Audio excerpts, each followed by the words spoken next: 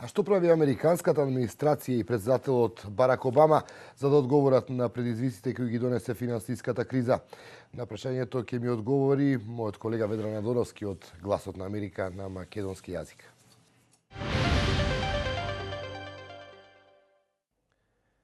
Ведран, како се снаоѓа новодојдениот во Белата куќа со економските проблеми?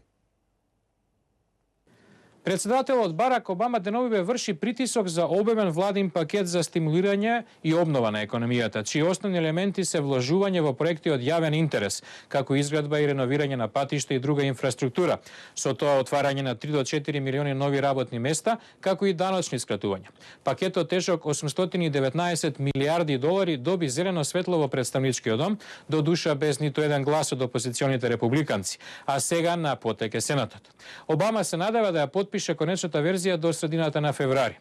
Новиот американски председател и во кампањата и на функцијата нуди надеж и е со насмевка на лицето, но неделава со очигледна лутина коментираше за менталитетот на финансискиот свет на Wall Street, повеста дека компаниите во 2008 исплатиле 18 милиарди долари во бонуси за своите извршни директори. Еве што рече Обама. That is the height of irresponsibility. It is shameful.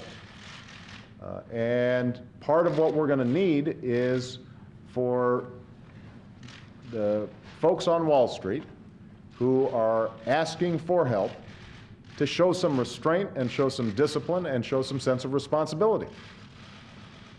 Обама кажа дека овие лица практично ја копаат дупката подлабоко, додека американците се обидуваат да излезат од неа. Борјан?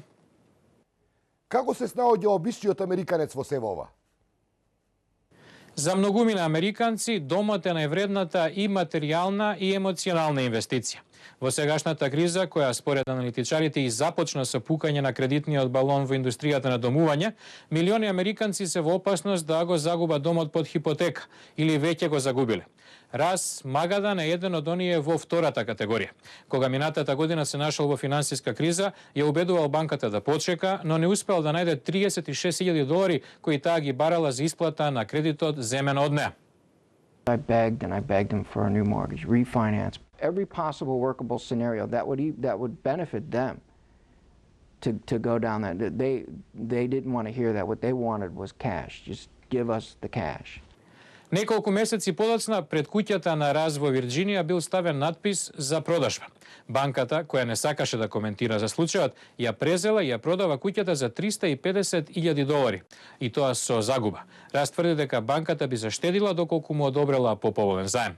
Сега Рас има 2 работни места и 3 цимери. За прв пат од 2005 не му расте долгот, туку го отплаќа.